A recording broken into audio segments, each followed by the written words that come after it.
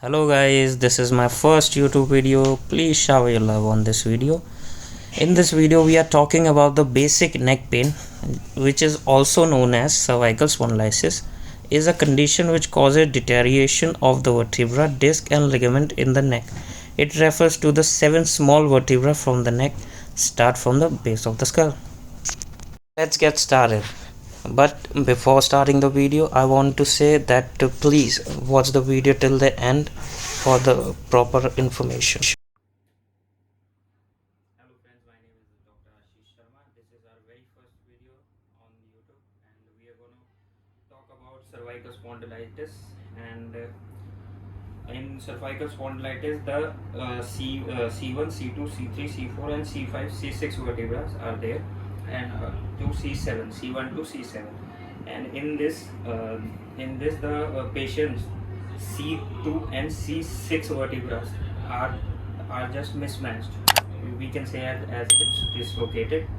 So first we need to stretch the neck of the patient left side and on the right side 5 times each, and we have to tell the patient not to move the neck by their own. And after that we will, with our thumb pads, we need to push the vertebral column of the patient properly.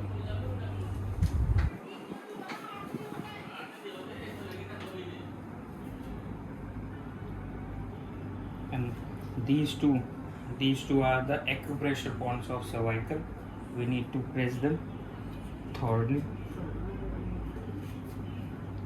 and always remember to push the points by pads, not by like this, the thumb pads. And the second stretch is gonna be on the, we have to place the palm of our hand on the chin of the patient, and then we have to give the traction from the cervical like this. The patient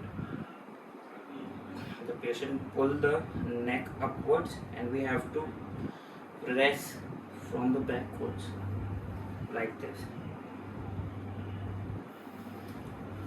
The traction helps in increasing the blood flow in the cervical.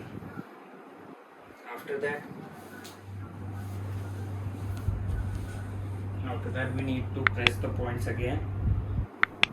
And now the first exercise of cervical spondylitis, which is the main, we have to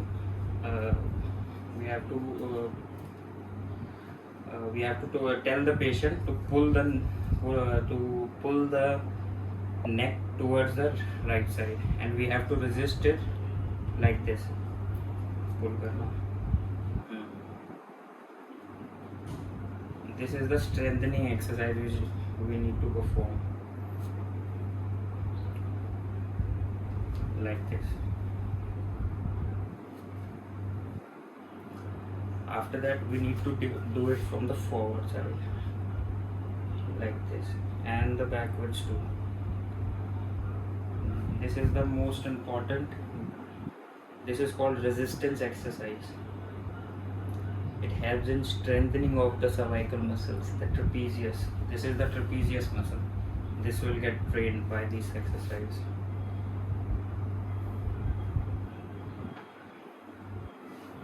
Like this.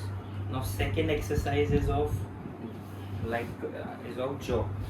We need to place the hand on the jaw like this, and the patient should pull the head downward, and we have to resist it upward like this.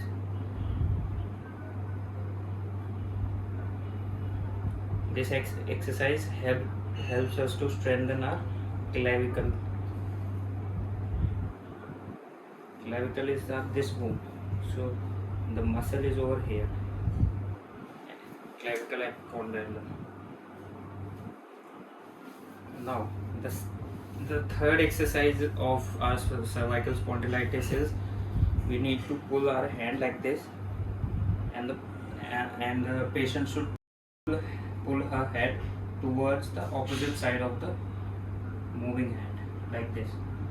You have to pull your neck like this, and we have to give a track over here like this.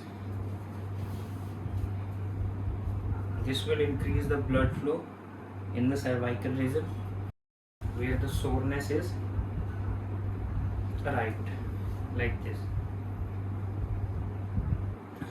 like this.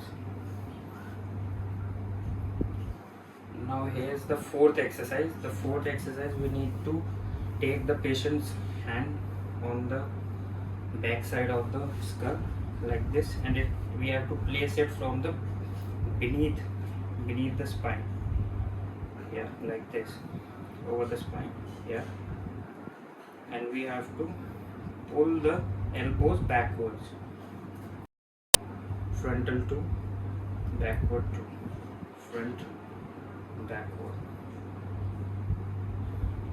And we can add on also, patient have some stiffness in the scapular region, then we have to rotate the elbows clockwise and anti-clockwise.